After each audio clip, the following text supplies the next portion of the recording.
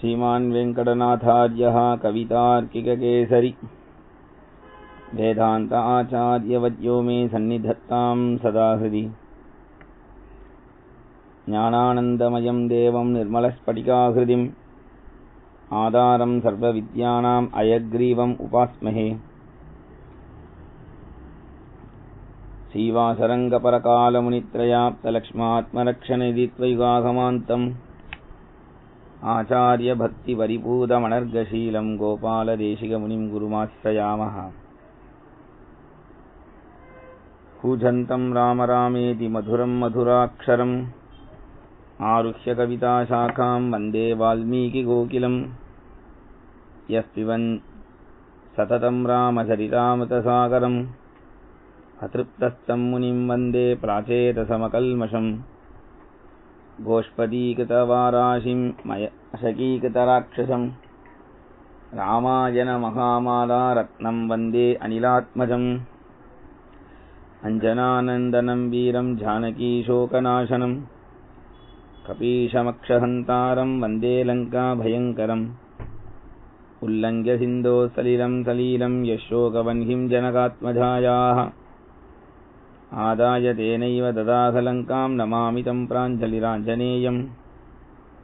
आञ्जनेयमतिपाटलाननं काञ्चनाद्रिकमनीयविग्रहम् पारिजाततरुमूलवासिनं भावयामि पवमाननन्दनम्। यत्र यत्र रघुनाथकीर्तनं तत्र तत्र कृतमस्तकाञ्जलिम्। बाष्पवारि परिपूर्णलोचनं मारुतिं नमत राक्षसान्तकम्। मनोजवं मारुततुल्यवेगं जितेन्द्रियं बुद्धिमतां वरिष्ठं वातात्मजं वानरयूथमुख्यं श्रीरामदूतं शिरसा नमामि। यः कर्णाञ्जलिः सम्पुटैरहरगः सम्यक् पिबत्याधरात् वाल्मीकेर्वदनारविन्दगलितं रामायणाख्यं मधु। जन्मव्याधिजराविपत्तिमरणैः अत्यन्तशोपद्रवम् संसारं स विहाय गच्छति पुमान् विष्णोः पदं शाश्वतम्। तदुपगतसमाससन्धियोगं सममधुरोपणतार्थवाक्यबद्धम् रघुवरचरितं मुनिप्रणीतं दशशिरसश्च वधं निशामयत्वम्। वेदवेद्ये परे पुंसि जाते दशरथात्मजे तेजप्राचेतसादासीत् साक्षात् रामायणात्मना। वैदेही सहितं सुरद्रुमतले हैमे महामण्डपे मध्ये पुष्पकमासने मणिमये वीरासने सुस्थितम्। अग्रे वाचयति प्रभञ्जनसुते धत्वं मुनिभ्यः परम्। व्याख्यान्तं भरतादिभिः परिवृतं रामं भजे श्यामलम्। नमोऽस्तु रामाय सलक्ष्मणाय देव्यै जगत्यै जनकात्मजायै। नमोऽस्तु रुद्रेन्द्रयमानिलेभ्यो नमोऽस्तु चन्द्रार्कमरुद्गणेभ्यः।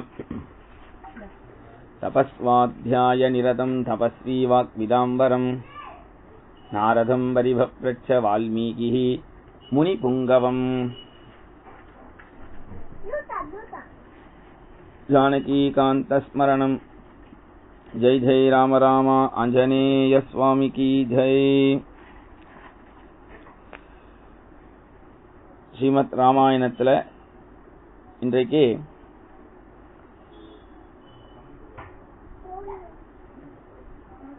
ராமர் வனவாசம் புறப்பட்டு போனதனுடைய ஒரு தொடர்ச்சியை நாம இப்ப கேட்க போறோம்.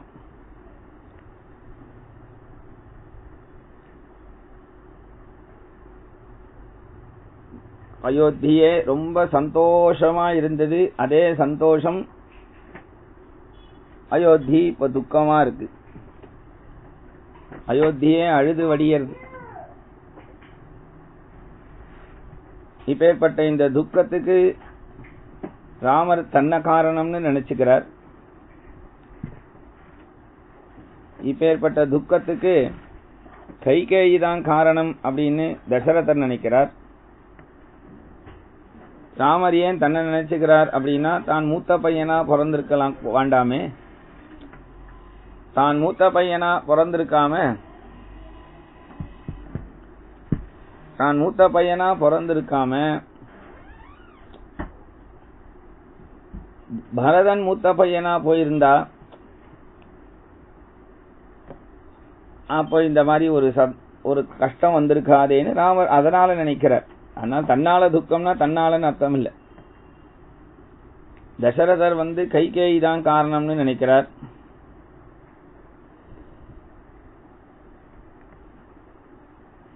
சுமந்திரரோ வசிஷ்டரோ எல்லாரும் ஒவ்வொருத்தரும் ஒரு மாதிரி யோசிக்கிறா. எல்லாருக்குமே இந்த துக்கத்துக்கு ஒரு காரணத்தை யோசிச்சுட்டு இருக்கா. எல்லாத்துக்கும் காலம்தான் காரணம்ங்கிறார் ராமர். ஒருத்தன் துக்கமா இருக்கிறதோ சந்தோஷமா இருக்கிறதோ அவனுடைய காலம் ஒருத்தனை இப்படி பண்ணிடுறது. ஏன்னா காலத்துக்கு எது எது செய்யணுமோ அதாவது காலத்துக்கு செய்யலைன்னா காலம் தன் வேலையை காட்டிடும். அப்புறம் காலத்தை நினைச்சுட்டு நாம அழுதுன்னு இருக்கறதுல அர்த்தம் இல்லை.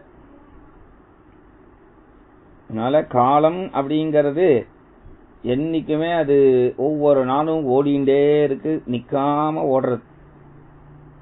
காலத்துக்கு எவ்வளவு சக்தி இருக்குங்கிறத நாம தெரிஞ்சுக்கணும்.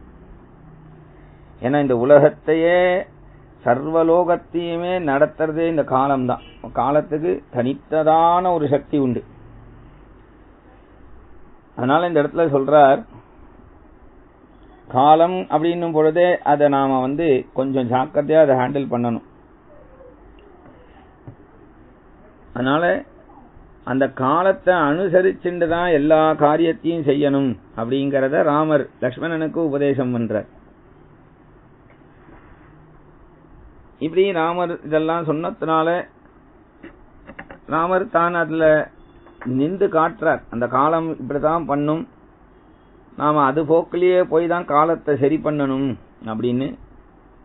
காலத்தினுடைய போக்கிலேயே நாம போக கத்துக்கணும். காலத்தினுடைய போக்கிலே என காலத்தை எதிர்த்துண்டு எதுவும் செய்ய முடியாது. காலத்தோட ஒட்டி போய் காலத்தை ஜெயிக்கணும். காலத்தோட எப்படி ஒட்டி போறது?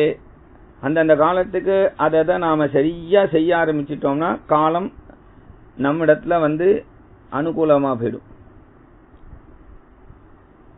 எதையுமே மாத்தி மாத்தி செஞ்சோம்னா நமக்கு காலம் அனுகூலமா இல்லையே அப்படின்னு கவலை வந்துடும். அப்ப அந்தந்த நேரத்துக்கு செய்ய வேண்டியதை கரெக்டா செஞ்சிடணுங்கிறது தான் காலம். இப்போ அந்தந்த நேரத்துக்கு அதை செய்யணும் அப்படிங்கறத தெரிஞ்சுக்கணும். அதனால இங்க இப்படி வனவாசத்துக்கு புறப்பட்டு போயிட்டார். ராத்திரியோட ராத்திரியா ராமர் தமசா நதி கரையில இருந்தார். அங்கிருந்து கிளம்ப போறார். இங்க தசரதர் கௌசல்யா அந்தப்புரத்துக்கு வந்தார். இப்படி கௌசல்யா அந்தப்புரத்துக்கு ராத்திரி கண் முழிக்கிறார். அர்த்த ராத்திரிக்கு தசரதருக்கு கண்முழிப்பு வருது. தசரதர் கண்ணை திறந்து பார்க்கிறார். கண்ணும் இருண்டு இருக்கு, வீடும் இருண்டு இருக்கு, நாடும் இருண்டு இருக்கு. ஒரே இருட்டா இருக்கான். உலகமே இருட்டா இருக்கு அவருக்கு. எந்த ஒரு தீபத்தினால லோகம் பூரா பிரகாசமா இருந்ததோ, அப்பேற்பட்ட அவருடைய வாழ்க்கையே பிரகாசமா இருந்ததோ, இப்ப எல்லாமே இருண்டு போயிடுத்து. அந்த தீபம் எங்க போச்சோ, அந்த தீபம் அணையாத தீபமா இருந்ததே, அந்த தீபம் அணையல. ஆனா இவருடைய கண்ணில் இருக்கக்கூடிய ஒளி மறைஞ்சு போயிடுத்து, கண்ணு தெரியல. அதனால கௌசல்யா அப்படின்னு கூப்பிடுறார். அவ பக்கத்துல தான் இருக்கா, பாத சேவை பண்றா. எங்க போயிடுவா கௌசல்யா? ராமம் மே அனுகதா திருஷ்டி அத்யாபி நனிவர்த்ததே நத்வா பஷ்யாமி கௌசல்யே சாதுமா பாணினா ஸ்பிருஷ. ராமம் மே அனுகதா திருஷ்டி. ராமனை நான் என்னன்னு கூப்பிடுவேன் கௌசல்யா? கண்மணின்னு கூப்பிடுவேன். அந்த மணியோடையே என் கண்ணும் போயிடுத்து. ராமம்மே அனுகதா திருஷ்டி. அந்த ராமனோடையே என் கண் பார்வையும் போயிடுத்து போல இருக்கே.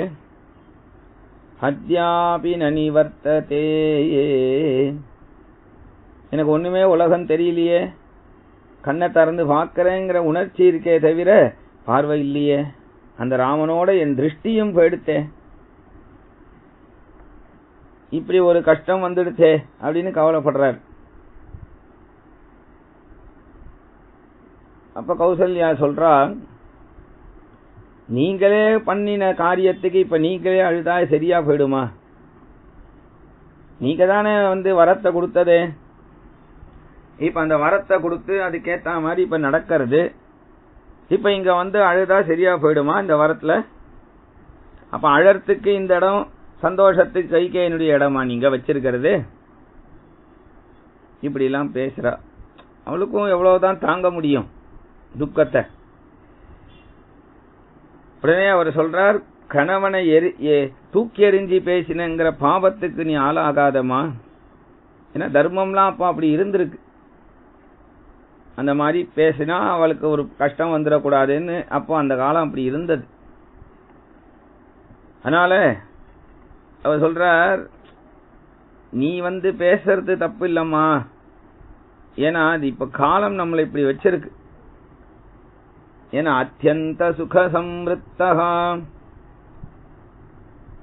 கௌசல்யா சொல்றா, சுகுமாரஹா சுகோச்சிதா, எப்படி வளர்த்த அந்த குழந்தைய நான் ராமனை, இன்னைக்கு இப்படி விட்டுட்டு நான் இப்படி காட்டுக்கு போகும்படி அந்த குழந்தைய நான் அனுப்பி வச்சிட்டனே. கௌசல்யா இப்படி கௌசல்யா அழறத பார்த்ததும் தசரதற்குமே அவளை சமாதானம் பண்ண முடியல. ஏன்னா அவளுடைய அழுகைக்கு உண்மையான அர்த்தம் ராமன் தான். எல்லாருக்குமே இப்ப ராமன் தான் உண்மையான விஷயம். சுமித்ரா சமாதானம் பண்றா. என்ன சமாதானம் பண்றா? அந்த ராமருடையும் சீதையோடையும் போயிருக்கிறது என்னுடைய புத்திரன், நீங்க எதுக்கு கவலைப்படணும்? எதுக்கு கவலைப்படணும்? ஏன்னா ஒரு அற்புதமான ஸ்லோகம் ராமாயணத்துல. இந்த ஒரு ஸ்லோகம் தெரிஞ்சின்றா ராமாயணம் முழுக்க தெரிஞ்சின்ற பலன். வேற எந்த ஸ்லோகமும் தெரிஞ்சுக்கணும்னு இல்ல. அப்படி என்ன ஸ்லோகம் அப்படின்னா, இந்த வனவாசம் போகும்பொழுது சீதை சொல்லின்றார், ராமர் சொல்லின்றார் என்றெல்லாம் இருக்கு. லக்ஷ்மணர் போய் சுமித்ரா மாட்ட சொல்லிக்க போறார், ராமரோட போறேன்னு. லக்ஷ்மணர் போறார், அம்மாவை சேவிக்கிறார். அம்மா என்ன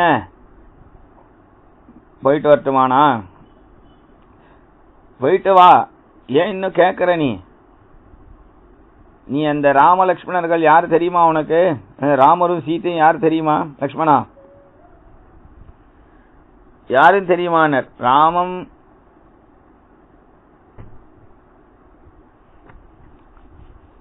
இந்த ராமரும் சீத்தையும் உனக்கு யாரு தெரியுமான்னு அற்புதமான ஸ்லோகம்.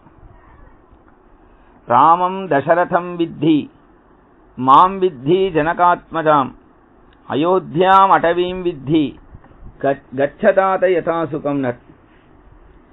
இந்த ராமர் தான் சாட்சாத்தே, ஏதோ தசரதன் புத்திரன் கௌசல்யாவுடைய புத்திரன் அப்படின்னு நினைச்சு கூடாது.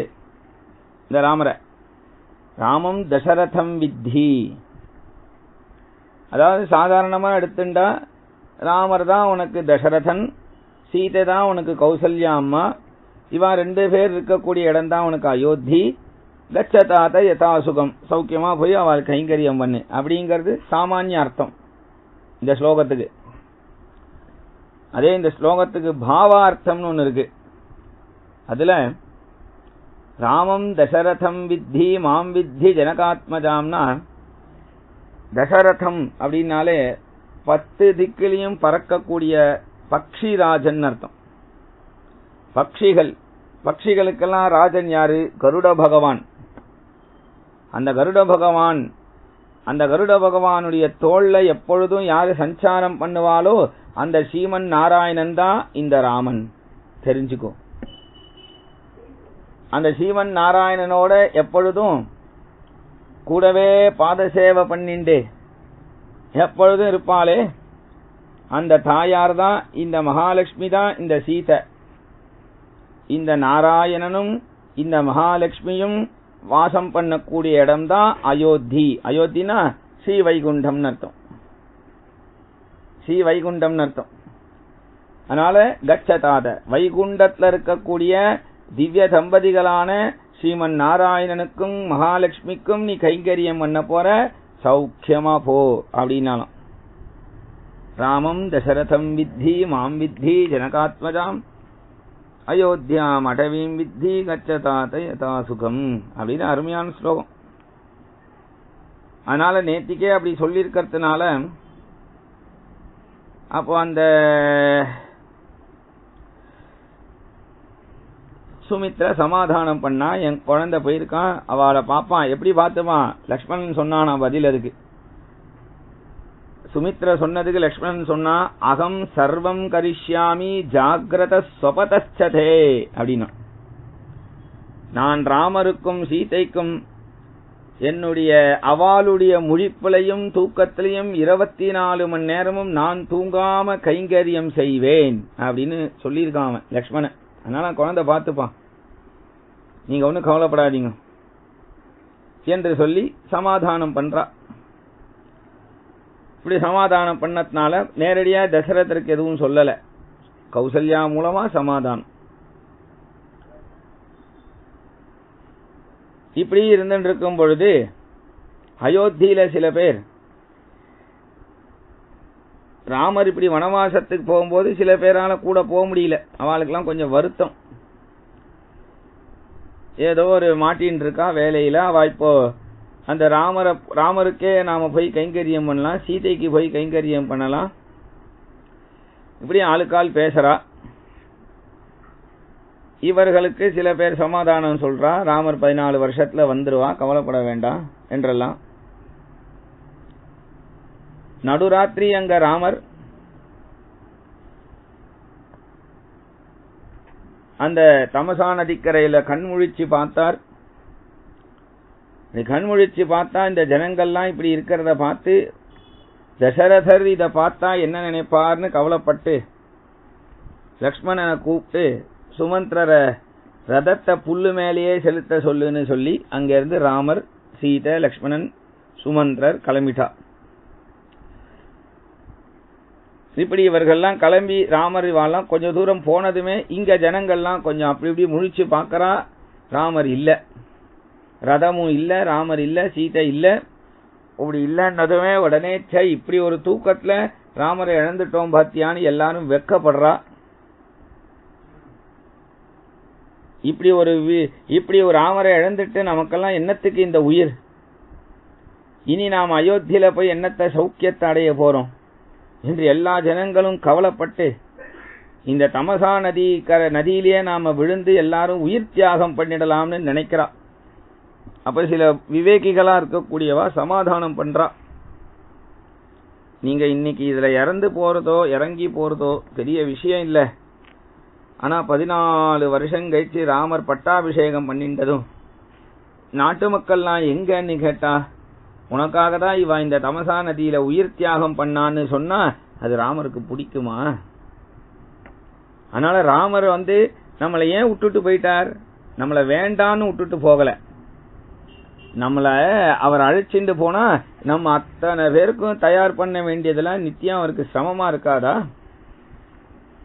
மேலும் தசரதர் இருக்கார் இப்போதைக்கு, அவரை நாம ஜாக்கிரதையா பார்த்துக்கணும்னு நாம நினைச்சிருக்கலாம். அதனால நாம ஒழுங்கா அயோத்திக்கு போய் இருக்கிறதா சரின்னு அவெல்லாம் கிளம்பிட்டா. அப்புறம் ராமருடைய ரதம் சாலைகள்ல போயிட்டு இருக்கு, பல கிராமங்கள் தாண்டி போறது. அங்கங்க சில பேருக்கு தரிசனம் கொடுக்கிறார். ஆங்காங்க இந்த விஷயம் தெரிஞ்சு எல்லாரும் சில பேர் ராமரை பாராட்டுறா, சில பேர் சீதையை பேர்பட்ட தியாகம்ங்கிறா, மாட்டு பொண்ணுனா இப்படித்தான் இருக்கணுங்கிறா, சில பேர் மூத்த பையன்னா இப்படித்தான் இருக்கணுங்கிறா, சில பேர் தம்பி உடையான் படைக்கு அஞ்சான்னு லக்ஷ்மணன் மாதிரி இருக்கணுங்கிறா. இப்படி எல்லாம் ஒவ்வொருத்தர் ஒவ்வொன்னு பேசிக்கிறா. எல்லாரையும் ஆசீர்வாதம் பண்ணிட்டு ஒவ்வொரு ஊரா கிளம்பி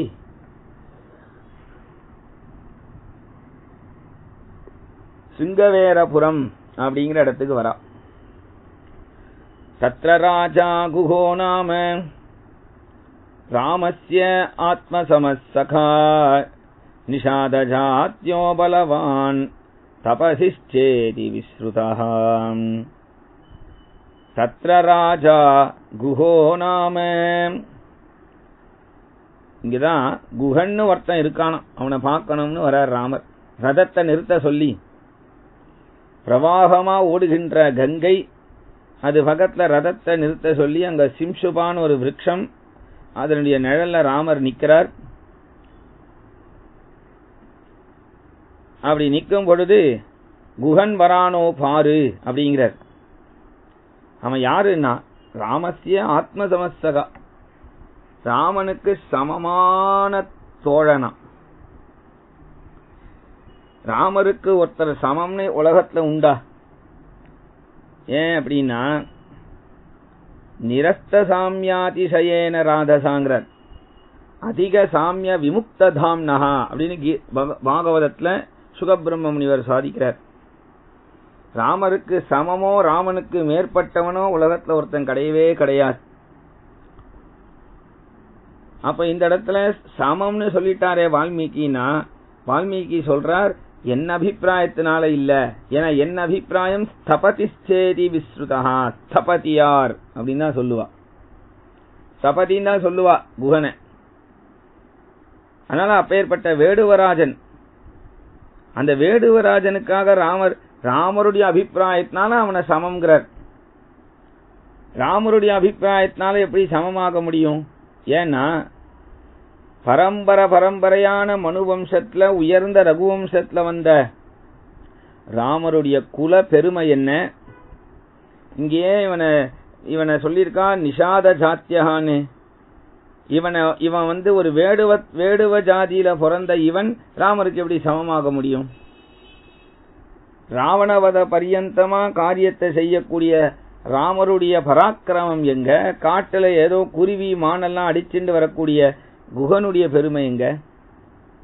பார்க்க பார்க்க பும்சாம் திருஷ்டி சித்தாபஹாரினாம்னு சொல்லக்கூடிய செல்ல தெவிட்டாத பேரழகு ராமருடைய சௌந்தரிய லாவண்யம் எப்பேற்பட்டது! கரடு முரடான காட்டு மஸ்தாலான இருக்கக்கூடிய காட்டாலான இவனுடைய பராக்கிரமம் அழகு எப்படி சமமாகும்? சர்வசாஸ்திர விசாரதம்னு என்று சொல்லக்கூடிய சர்வசாஸ்திரத்திலையும் கரை கண்ட ராமருடைய படிப்பு மேதாவிலாசம் என்ன? இவனுக்கு எழுத படிக்க தெரியுமோ தெரியாதோ? இவனுடைய படிப்பே இல்லாத இவன் எப்படி ராமருக்கு சமமாக முடியும்? 10 திக்கிலையும் ரதத்தை செலுத்தக்கூடிய சக்கரவர்த்தி திருமகன் அப்படிங்கிற பெருமை எப்பேற்பட்டது! ஏதோ இங்க 1000 குடிசைக்கு ஒரு ராஜாவா இருக்கான் இந்த குஹன். இவனுடைய ஒரு மகிமை ஐஸ்வர்யம் எப்படி சமமாகும்? அப்ப இந்த குஹனுக்கு ராமருடைய பராக்கிரமத்தினால் எடுத்துட்டாலும் சமமாக முடியாது, ராமருடைய ஐஸ்வர்யத்தினால் எடுத்துட்டாலும் சமமாக முடியாது, ராமருடைய சாஸ்திர புத்தியினால் எடுத்துட்டாலும் சமமாக முடியாது, ராமருக்கு இருக்கக்கூடிய ஞானத்தினால பார்த்தோம்னா ஞானசூன்யமான இவன் சமமாக முடியாது, குலத்துல பார்த்தோம்னா குலத்திலையும் இவன் தாழ்ந்தவனா இருக்கிறதுனால சமமாக முடியாது, அழகலியும் தாழ்ந்தவன் அப்படிங்கறதுனால சமமாக முடியாது, தர்மத்தினாலையும் சமமாக முடியாது. அப்ப எதிலையுமே சமமாக முடியாத இவனை ஆத்மசமஸ்ஸகான்னு வால்மீகி எழுதிட்டாரே, இந்த இடத்துல வால்மீகி பகவான் பொய் சொல்லிட்டார் அப்படின்னு சொல்ல முடியுமா? வால்மீகி பகவான் பொய் சொல்லிட்டான்னு சொல்ல முடியுமான்னா, ஏன்னா நதேவாக் அன்றுதா காவியன்னு சொல்லிட்டார். வால்மீகி என்ன சொன்னாரோ அதுதான் அங்க நடந்திருக்கும், என்ன எழுதுறாரோ அதான் அங்க நடந்திருக்கும், அங்க நடந்ததுதான் எழுதியிருப்பார் அப்படின்னு சொல்லியிருக்கும் பொழுது இந்த இடத்துல வால்மீகி பகவான் பொய் சொல்லல. வால்மீகி பகவான் சொல்றார் இது என்ன அபிப்பிராயத்தினால இல்ல, ராமருடைய அபிப்பிராயத்தினால. ஏன்னா ராமருடைய அபிப்பிராயம் என்ன? என்னுடைய பலத்துக்கு ஒருத்தன் சமமாக முடியாது, பராக்கிரமத்துக்கு சமமாக முடியாது இந்த குஹன், என்னுடைய அழகுக்கு சமமாக முடியாது, படிப்புக்கு சமமாக முடியாது, என்னுடைய ஐஸ்வர்யத்துக்கு சமமாக முடியாது. ஆனா அந்த குஹனிடத்தில் இருக்கக்கூடிய பக்திக்கு நான் சமமா போயிட்டேன் அப்படின்னு அவனுடைய பக்தி அப்பேற்பட்டது. அந்த குகனுக்கு இருக்கக்கூடிய பக்தி அப்பேற்பட்டது. அந்த குக பக்திய குக சக்கியத்தை தான் திருமங்கை ஆழ்வார் விசேஷமா சொல்றார். ஏழை ஏதலன் கீழ்மகன் என்னாது இறங்கி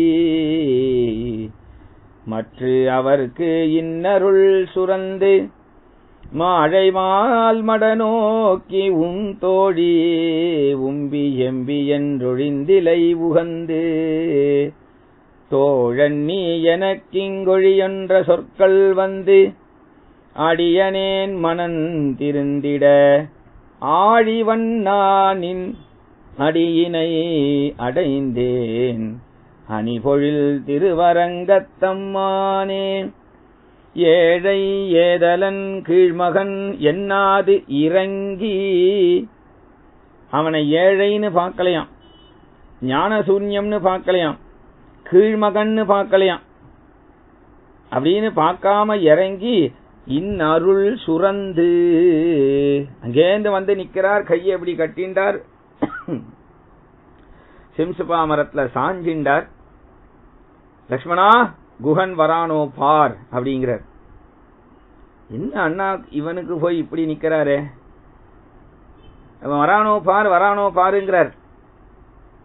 யாரோ ஒருத்தர் அவன்கிட்ட போய் சொல்லிட்டா குகன்ட்ட, சக்கரவர்த்தி திருமகன் உங்களை அப்பப்ப பார்க்க வருவாரே, அவர் அங்க வந்து நிக்கிறார், உங்களுக்காக தான் நிக்கிறார் நினைக்கிறேன்னு குகன்ட்ட யாரோ சொல்ற, அபிமானப்பட்டவா. உடனே தேன் திணை பழங்கள்லாம் எடுத்துட்டு சட்டு புட்டுன்னு ஓடி வரான், ராமரை பார்க்க ஓடி வரான். அப்படி ஓடி வரக்கூடிய அந்த குகனை பார்க்கிறார். லட்சுமண சுவாமி சொல்றார், அதோ குகன் வரான்றார். உடனே கைய கட்டின்றிருந்தல் ராமர் கையை எடுத்துட்டு லக்ஷ்மணன் கைய புடிச்சுட்டே ஓடுறாராம் குகனை நோக்கி. இவன் என்னத்துக்கு நடந்து வரான், ஓடி வரான் இந்த குகன், அவனும் ராஜாவாச்சே, ஒரு தேர்ல வரக்கூடாதான்னு நினைக்கிறாராம். அப்படி அவன் வரக்கூடிய அவனை கிட்ட நெருங்க நெருங்க நெருங்க அங்கேருந்து லக்ஷ்மணன் கைய விட்டார். குகனிடத்துல பக்கத்துல போனார். அவன் அப்படியே ஆலிங்கனம் பண்ணிக்கிறார். அப்படி ஆலிங்கனம் பண்றாராம். அவனுக்கு அப்படியே உடம்பு கூசருது. அந்த குகன் சொல்றான், நாய் குகன் என்று என்னை ஏச மாட்டாரோ அப்படிங்கிறான். என்ன நாய் குகன்னு சொல்ல வேண்டி இருக்க, இங்க போய் இப்படி பண்ணலாமா, இங்க வாப்பா. பிடிச்சி அவனை கட்டிக்கிறார். ஏன்னா இன் அருள் சுரந்து ஏழை ஏதலன் கீழ்மகன் என்னாது இறங்கி மற்ற அவர்க்கு இன்னருள் சுரந்து அனுக்கிரகம் பண்ணணும்னு வந்திருக்கார். அனுக்கிரகம். இப்படி 14 வருஷம் ராமர் இப்படித்தான் வனவாசம் போனார். குஹா உன்னை பார்க்காம கிளம்பி போயிட்டாருப்பா, நீ பெரிய துர்பாக்கியவான் என்று சொல்ல வேண்டியிருக்க. ஆனா இந்த குகனை பார்க்காம 14 வருஷம் நான் எப்படி இருப்பேன்னு வந்து நிக்கிறாராம். ஏழை ஏதலன் மற்ற அவர்க்கு இன்னருள் சுரந்து. பக்தனுடைய ஹிருதயம் பகவானுக்கு புரியும், பகவானுடைய ஹிருதயம் பக்தனுக்கு தான் புரியும். ரெண்டு பேருக்கும் புரியக்கூடிய விஷயம், ரெண்டு பேருக்கும். ஏன்னா ஹிருதயத்தில் இருக்கிறவாள் ஹிருதயம்தான் இன்னொருத்தர் ஹிருதயம் ஒருத்தருக்கு புரிஞ்சினா தான் அவளுடைய ஹிருதயம் என்ன நினைக்கிறதுன்னு சொல்ல முடியும். அதனால இந்த இடத்துல அந்த குகன் அப்படி கட்டிக்கிறார். வாடான் அவன் தள்ளி தள்ளி போறான். உடனே அவனுடைய சரீரத்தை அப்படி தட்டுறார். நன்னா வச்சிருக்கிய உடம்ப, கட்டுமஸ்தான சரீரமா. பக்தனுடைய சரீரத்துல கூட பகவானுக்கு அபிமானம் உண்டாம். அதனால பகவான் பக்தன் என்ன பண்ணணும், பக்தி பண்ணும் பொழுது கொஞ்சம் சரீரத்தையும் பார்த்துக்கணும். சரீரம் எப்படியோ போறதுன்னு விட்டுட்டு கடைசியில பக்தி பண்ண கடைசியில இப்படி ஆயிடுத்த அப்படின்னு பகவானையே பழி சொல்லக்கூடாது. அதனால அவனை தட்டி கொடுக்கிறார். அப்படி அவனை கட்டி பிடிச்சுட்டார். நன்னா இருக்கியேப்பா அப்படின்னார். மாழை மால் மட நோக்கி உன் தோழி.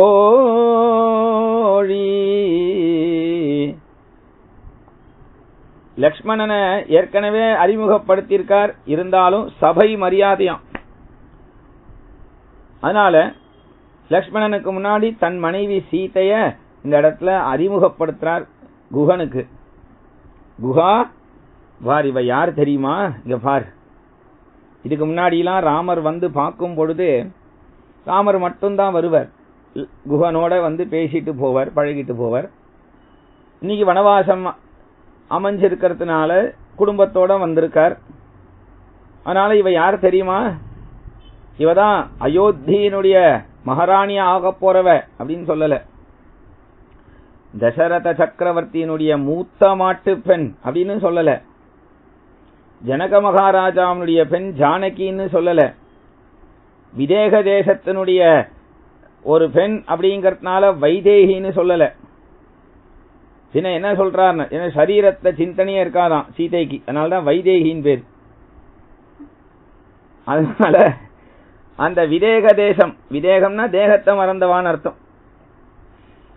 அதனால இவரை சீதைன்னு சொல்லல, வைதேகின்னு சொல்லல, ஜானகின்னு சொல்லல, தசரதனுடைய மாட்டு பெண்ணுன்னு சொல்லல, பின்ன என்ன என் மனைவின்னு சொல்லல, சீதைன்னு சொல்லல.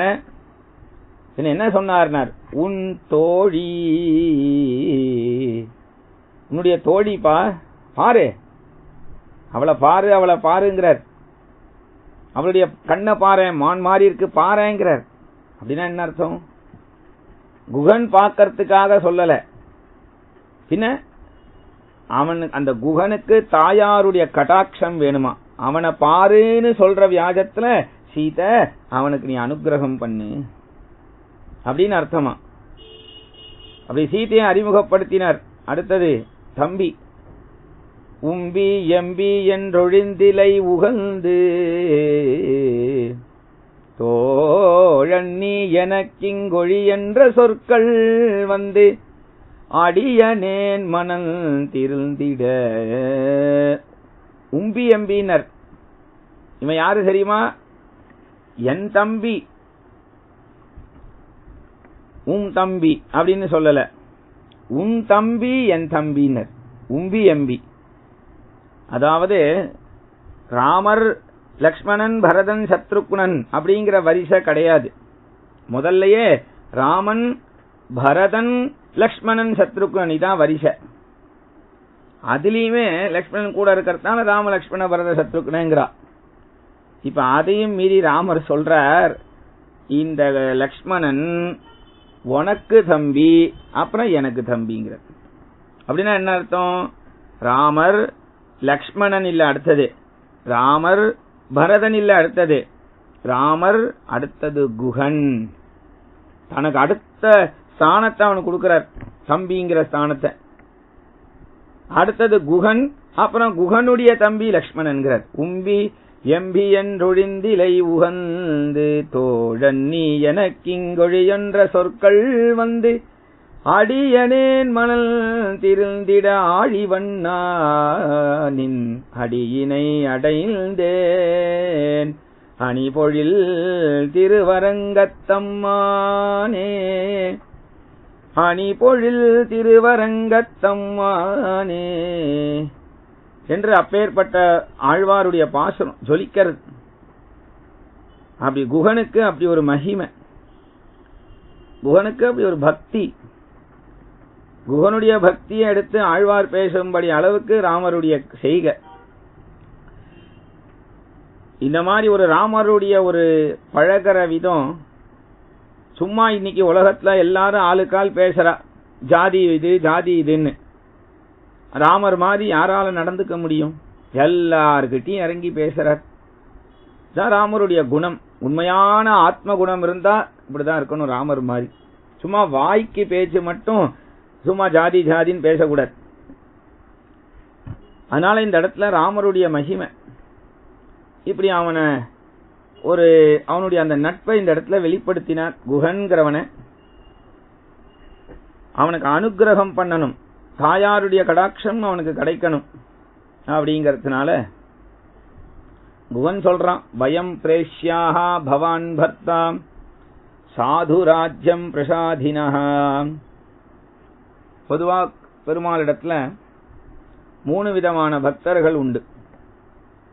பிருத்யன் அப்படின்னு ஒண்ணு, கிங்கரன் ஒண்ணு, பிரேஷ்யன் ஒண்ணு. பிருத்யன்னா எப்பொழுதும் பெருமாளுடைய கைங்கரியம் பண்ணிண்டு பெருமாளையே பார்த்துண்டு பெருமாளுக்கு வேண்டியதெல்லாம் செய்யறது பிருத்தியன். கிங்கரன்னா பெருமாள் போய் நீ இந்த காரியத்தை செஞ்சுட்டு வா, இந்த காரியத்தை செஞ்சுட்டு வா அப்படின்னு பெருமாள் அனுப்புறது கிங்கரர்கள். கோபிகைகள்லாம் அந்த அந்த மாதிரி அவர் கிங்கரியா இருக்கிற ஒரு பாக்கியம் கொடுங்கிறா. கிங்கரியா இருக்கக்கூடிய பாக்கியத்தை கொடு கிருஷ்ணாங்கிறா கோபிகைகள்லாம். அடுத்தது சொல்றா, மூணாவதா பிரேஷ்யன்கிறான் குகன். நேரடியா பெருமாள்கிட்ட போகாம பிருத்தியனிடத்துல போய் இன்னைக்கு நான் என்ன செய்யணும், பெருமாள் என்ன நியமிச்சிருக்கார் அப்படின்னு கேட்பானோ. உடனே பெருமாள் அந்த பிருத்தியனை பார்த்து இவனை போய் இந்த காரியம் செஞ்சுட்டு வர சொல்லு அப்படின்னு நேரடியா சொல்லாம அந்த பிருத்தியன் வழியா சொல்லுவாராம். அது அவனுக்கு பிரேஷ்யன்னு பேர். உடனே அன்றைய ராத்திரி அந்த பிரேஷ்யனா இருக்கிற பாக்கியம் கூட எனக்கு கிடையாதுங்கிறான். ஏன்னா அந்த அளவுக்கு உம்முடைய மகிமை என்ன, நான் ஒரு சாதாரண ஒரு ஆளாச்சேங்கிறான். இப்படி பேசிண்டே ராமருக்கு தேன் திணை பழங்கள்லாம் கொண்டு வந்து சமர்ப்பிக்கிறான். ராமர் எதையும் சாப்பிட மாட்டார். ஏன் சாப்பிட மாட்டார்னா, ராமர் எல்லாத்தையும் ஒரு தொட்டு அனுகிரகம் பண்றார். இங்க காரணம், குகன் கீழ் ஜாதி அப்படிங்கறதுனால இல்ல, அவன் ஜாதியில குறைஞ்சவன்கிறனால எண்ணமும் கிடையாது. பின்ன என்னன்னா, காட்டுல போய் தான் நீ ஆகாரமே சாப்பிடணும்னு கைகேயி வரம் வாங்கியிருக்கா. இது நகரத்துக்கு பக்கத்துல இருக்கிறதுனால இங்க சாப்பிட முடியாதான், விரதம் ஒத்துக்காதான் இந்த இடத்துல. ராமர் என்ன சுமந்துண்டு வந்த அந்த ரதம் இருக்கு, அந்த குதிரை, அந்த குதிரைக்கு இதெல்லாம் சமர்ப்பின்னு சொன்னார். அன்றைய பொழுது அந்த சிங்கவேரபுரத்துல புல் படுக்கை, ஏற்கனவே ராமருக்கு புல் படுக்கையில படுத்து பழக்கம் உண்டு.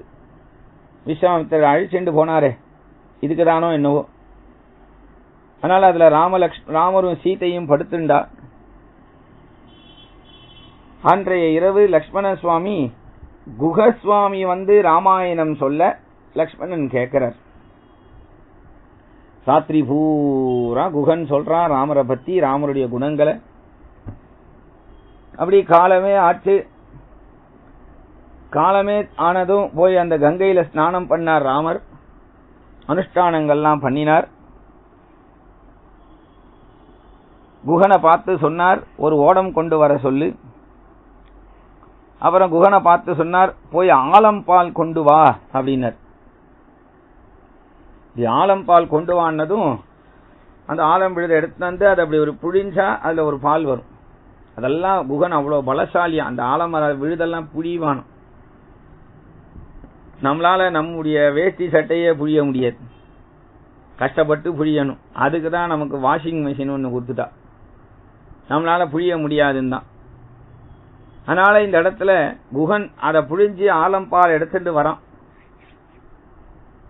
உடனே லக்ஷ்மண சுவாமி குழந்தை மாதிரி போய் அதை வாங்கிக்கிறான், தலையில வச்சு தடவிக்க. அதுதான் ஜடாபாரமா ஆக்கணும். அடுத்த ராமர் தன் தலையில வச்சுக்கிறார். ராமர் தன் தலையில வச்சுக்கிறார்.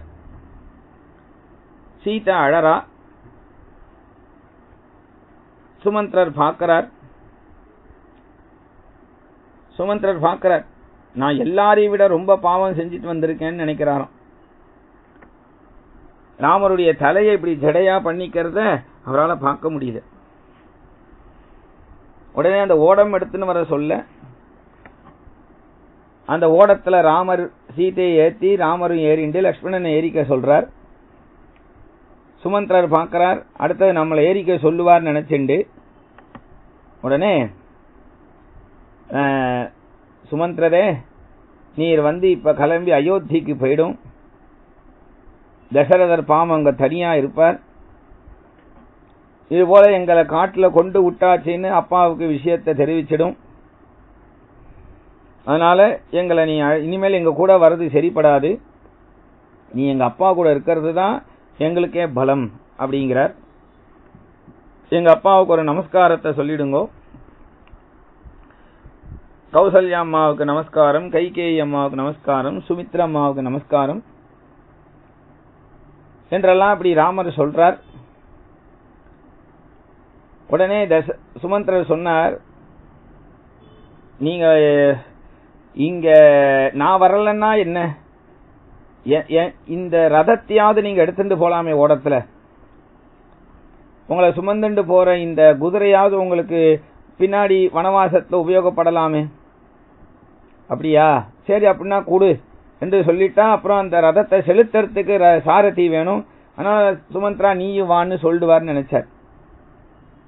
ராமர் சொன்னார், இந்த குதிரை அப்பாவுக்கு ரொம்ப பிடிச்ச குதிரை, எப்போதுமே இதை தட்டி கொடுத்து தடவி கொடுத்து பார்த்துட்டு இருப்பார். இப்ப அது இல்லைன்னா அப்பாவுக்கு கை உடைஞ்சா மாதிரி ஆயிடும். மேலும் நீர் அங்க இருந்தாதான் கொஞ்சம் அப்பாவுக்கு பலமா இருக்கும், கொஞ்சம் நல்ல புத்திமதி சொல்லலாம், அவளுக்கு சமாதானத்தை சொல்லலாம். அதனால நீர் என் கூட வர்றது சரிபடாது, கிளம்பி போயிட்டு வாரும் என்று சொல்லிட்டு உடனே லக்ஷ்மணா அந்த ஓடத்தை செலுத்தின்ட்டார். லக்ஷ்மணர் ஓடத்தை செலுத்துறார். அங்கேருந்து கங்கையிலேருந்து அது கிளம்பி போறது. அப்படி அவ போற வழியையே சுமந்தர் பார்த்துட்டே இருந்தார். கண்ணுக்கு தெரியற வரைக்கும் பார்த்துட்டு கண்ணிலேருந்து மறைஞ்சதும் குஹன் தொட்டான் அவரை. இங்க கொஞ்சம் விசிராந்தி எடுத்துட்டு போலாமேனர். என்னுடைய பிரபுவே இங்கேருந்து கிளம்பி போயாச்சு, அங்க தசரதர் என்ன நிலையில இருக்கான்னு தெரியாது, இங்க எனக்கு ஒரு விசிராந்தி தேவையா? லக்ஷ்மணன் வேற ஒன்னு சொல்லி அனுப்பினார். சுமந்திரரே, நாங்கள் ஏமாந்து வந்திருக்கோம்னு நினைச்சுக்க வேண்டாம், தெரிஞ்சேதான் காட்டுக்கு வந்திருக்கோம். தசரதருக்கு இது நியாயமானு கேளுங்க, 14 வருஷம் கழிச்சு இதுக்கு பதில் தருவேன்னு சொல்லுங்க அப்படின்னு சொல்றானோ. இதெல்லாம் அவர் ஞாபகம் வச்சுண்டு அங்க அந்த ரதத்தை எடுத்துண்டு கிளம்பிட்டார். ராமரும் அங்க இருந்து அந்த ரதத்துல அந்த பல்லாக்கு அந்த ஓடத்துல கங்கை கரையை தாண்டினா. அப்ப கங்கையினுடைய மகிமை ஏற்கனவே விஸ்வாமித்திரர் சொல்லி இருக்கிறதுனால அதெல்லாம் நினைச்சுண்டு சீதைக்கு அதெல்லாம் சொல்லி அப்படியே அந்த கங்கையை தாண்டி அன்றைய இரவு இது மாதிரி இப்படி ஒரு நிலைக்கு நமக்கு வந்துட்டோமேன்னு ராமர் புலம்புறார். ஒரு இடத்துல தங்கினார் கங்கையை தாண்டி. லக்ஷ்மணா, நீ வானா மறுபடியும் போயிட்டு வரியா? நீ அங்க கொஞ்சம் பாத்துக்கிறியா? எனக்கு பயமா இருக்கு, என்ன நடக்கிறதுனே அங்க தெரியல என்று ராமர் புலம்புறார். உடனே லக்ஷ்மணன் சாஷ்டாங்கமா சேவிச்சான். நீங்க அனுப்புறதுக்கு நான் உபயோகப்பட மாட்டேங்க, நான் உங்க கூட தான் இருப்பேன்னு சொல்லி அப்படி கண்ணை தொடச்சிண்டார். அன்றைய இரவு போச்சு. மறுநாள் காலமே லக்ஷ்மணரை ராமர் வா போகலாம், சீதை வா போலாம்னு சொல்லி பரத்வாஜருடைய ஆசிரமத்துக்கு வரா. பரத்வாஜருடைய ஆசிரமத்துக்கு அங்கேந்து அங்க ஒரு பரத்வாஜர், வாஜம் அப்படின்னா அன்னம்னு அர்த்தம், சாதம்னு அர்த்தம். அத என்றைக்குமே குறையாம கொடுக்கக்கூடியவர் அவர் அப்படிங்கறதுனால தான் அவருக்கு பரத்வாஜன் பேர். அப்ப அந்த பரத்வாஜன் யார் வந்தாலும் விருந்து கொடுப்பார். ராமலக்ஷ்மணர்கள் சீதையை அங்க சாப்பிட வச்சு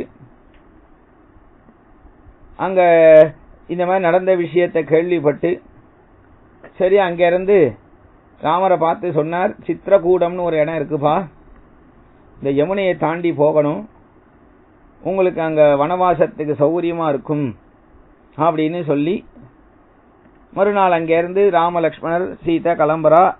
யமுனை வந்தது. யமுனையை தாண்டணும். யமுனையை தாண்டணும்னா அதுக்கு ஒரு ஓடம் வேணுமே.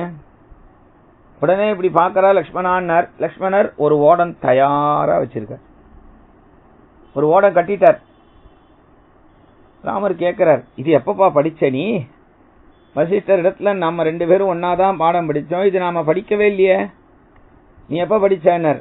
இல்ல, குஹன் ஒரு ஓடத்தை கொண்டு வர சொன்னேலே, அப்பவே அதை பார்த்துட்டேன், ஓடம்னா இப்படி இருக்கணும்னு, நமக்கு பின்னாடி வனவாசத்துல ஒரு கால் தேவைப்படுவோன்னு நான் கத்துட்டேன், தெரிஞ்சுட்டேன், இப்ப அதை கட்டி விட்டேன் அப்படின்னதும் சந்தோஷப்பட்டார் ராமர். உடனே ராமர் அதுல ஏறி உட்கார்ந்துட்டார். லக்ஷ்மணன் முதல்ல ஏறி உட்கார்ந்தாச்சு. ராமர் சீத்தையை ஏற்றி உட்கார வச்சுட்டு தானும் ஏறணும். சீத்தை அந்த ஓடம் தண்ணியில இருந்ததுன்னா தண்ணியில இறங்கி சீத்தைக்கு ஏற ஒரு மாதிரி இருக்கு. சரி, அந்த ஓடத்தை கரைக்கு தள்ளிண்டு வந்தா சீத்தையை விட அது கொஞ்சம் ஒசரமாயிடுறது. ஸ்திரீகளுடைய கஷ்டமே தெரியாது லக்ஷ்மணனுக்கு. ஏன்னா அவர் ராமர் எப்படி ஏறணுமோ அது மாதிரி கட்டிட்டார். ஒரு படிக்கட்டுலாம் வைக்க வேணாமா அதுல. அப்போ இத பார்த்ததும் ராமர் என்ன பண்ணார், கொஞ்சம் யோசிக்கிறார். லக்ஷ்மணன் பார்க்கறான், இது என்ன அண்ணா இங்க வந்து இப்படி பண்ணிட்டு இருக்கார், மண்ணியை ஒரு கட்டு கட்டி தூக்கி உட்கார வைக்க வேண்டியதுதானே. சரி, நாம இருக்கோம்னு கொஞ்சம் கூச்சப்படுறா போல இருக்கு, நாம வேணா இப்படி திரும்பி வழிய பார்க்கலான்னு திரும்பினார். ராமர் உடனே சீத்தையை ஒரு கட்டு கட்டி தூக்கி உட்கார வச்சார். அப்புறம் ராமர் ஏறிண்டார். அந்த ஓடம் யமுனையை தாண்டி போறது. யமுனையினுடைய பெருமை, யமுனையுடைய ஸ்லோகங்கள்லாம் சொல்லிண்டு அந்த ஓடத்துல, அந்த கரையை தாண்டி ஓடத்துலேருந்து கீழே இறங்கினா பெரிய அஸ்வத்த விருட்சம் வந்தது. அதை பிரதட்சணம் பண்ணி அங்கேருந்து சித்திரகூடம் வந்தாலும். இந்த சித்திரகூடம் வந்ததும் அங்க அருமையான ஒரு ஆசிரமத்தை கட்டி பல மகரிஷிகள் ராமர் இங்க வந்திருக்காங்கிறத கேள்விப்பட்டதும் சித்திரகூடத்துல ராமர் அவளோட கொஞ்ச காலம் இருக்கார். அந்த இடத்துல சுத்தி பார்க்கறதுக்கு அந்த சித்திரகூடம் சௌகரியமா இருக்கான். சுரம்யமாசாத்யது சித்திரகூட்டம் நதீம் சதாம் மால்யவதீம் சுதீர்த்தாம் நனந்த ஹிருஷ்டோ மிருகபக்ஷி ஜுஷ்டாம் ஜஹௌ ச துக்கம் புரவிப்ரவாசாத். சுரம்யமாசாத்யது சித்திரகூட்டம், ரொம்ப ரம்யமா இருக்கு சித்திரகூடம். பச்சை பசேல்னு மரம் செடி கொடிகள், பலவிதமான பட்சிகளுடைய ரீங்கார சத்தங்கள், கிளைகளான்னு சத்தம் வருது, கலகலான்னு சத்தம் வருது, கீச்சு கீச்சுன்னு சத்தம் வருது. ரொம்ப அழகா இருக்கும் அதெல்லாம் கேட்டுண்டு. அப்பேற்பட்ட அந்த இடத்துல ஒரு கொட்டகைய போட்டுண்டு ராமர் தங்கினதுனால அந்த சித்திரகூடத்தினுடைய வாசத்தினால அயோத்தியுடைய துக்கமே மறந்து போயிடுத்தான் ராமருக்கு. ஜஹௌச்ச துக்கம் புற விப்ரவாசாத்து அப்படின்னா என்னன்னா, இன்னியோட இந்த துக்கம் மறந்துடணும், இனிமேல் வாழ்க்கை வேற அப்படின்னு தன்னை மாத்திண்டார். ஒரு மனுஷனுக்கு துக்கம் வருது, அந்த துக்கத்தையே நினைச்சுட்டு இருந்தா காரியம் எதையும் செய்ய முடியாது. மேல காரியம் நல்லபடியா நடத்தணும்னா துக்கத்தை தள்ளி வச்சுட்டு நாம காரியத்துல இறங்கணும் அப்படின்னு ராமர் காட்டுறார். அப்பேற்பட்ட சித்திரகூடத்துல ராமர் வாசம் பண்ணிட்டு இருக்கார். தசரதர் அயோத்தியா அந்தப்புறத்துல, கௌசல்யா அந்தப்புறத்துல விசிராந்தி எடுத்துட்டு இருக்கார் என்கின்ற குஹ சக்கியம்ங்கிற இந்த கட்டத்தோட இன்னைக்கு நாம உபன்யாசத்தை நிறுத்திக்கலாம். நாளைக்கு இதனுடைய தொடர்ச்சியை பார்க்கலாம். தசரதருடைய அந்தர்தானம் நாளைக்கு, சொர்க்காரோகணம் நாளைக்கு. ஜானகி காந்த ஸ்மரணம். ஜெய் ஜெய் ராம ராம. ஆஞ்சநேய சுவாமிக்கு ஜெய்.